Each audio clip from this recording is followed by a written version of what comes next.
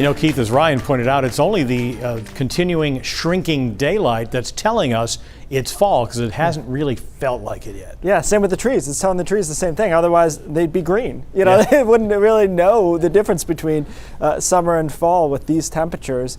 Good problems to have in general, except for the bug thing. 71 in Augusta, 72 in Lewiston, 74 in Sanford right now. I think we do have a chance from Sanford to Lewiston up to Bangor to get to 80 if we start going in the next hour or two, which we likely will. Not a ton of cloud cover out there. Some clouds, though, over the mid-coast and down east. It looks a little funky there because you've got the infrared satellite and the visible overlap. So there's actually fewer clouds than it appears, and there's almost no clouds over southern Maine and back into New Hampshire. So mixture of sun and clouds through the rest of this afternoon. Temperatures upper 70s and some low 80s. Tonight will be mild, of course, based on where we are right now. We'll stay in the 50s and low 60s through most of the night.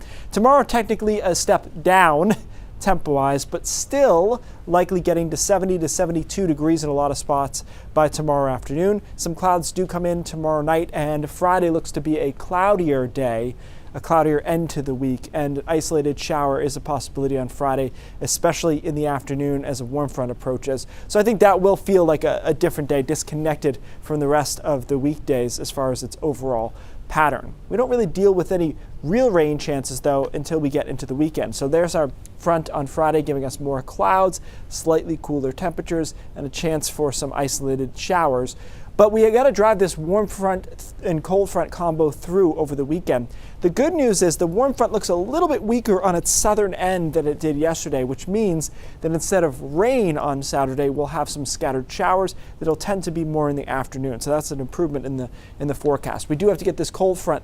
Oops, I'm sorry, I didn't want to go through that yet. We do have to get this cold front through on Sunday, and we'll do that early in the day on Sunday, so we should have most of the day, Sunday into Sunday afternoon, positive, but it will be pretty breezy.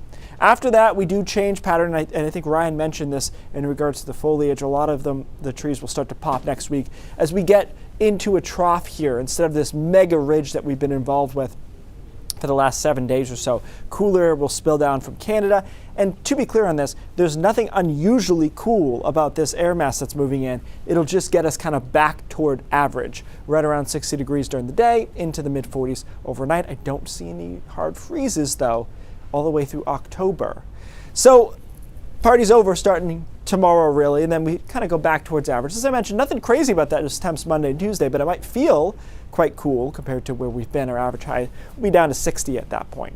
So isolated sprinkle on Friday, more consistent afternoon shower activity possible on Saturday into Saturday night. We should be able to clear out on Sunday. Just be aware that it will be likely quite breezy during the day on Sunday. Temperatures there in the low 60s, and then mid-50s or so Monday and Tuesday to around 60 depending on your exact location, but there will be some late pops of color there. And I do think that a lot of us, Pat, will be looking at color, along the coastline. We're talking around Halloween, if not a little bit after, based on where we are right now. And looking at those overnight temperatures, that's maybe the biggest surprise out of all of this. Really remarkable. Yeah, not only no freezes, nothing under 40 has happened yet. Yeah.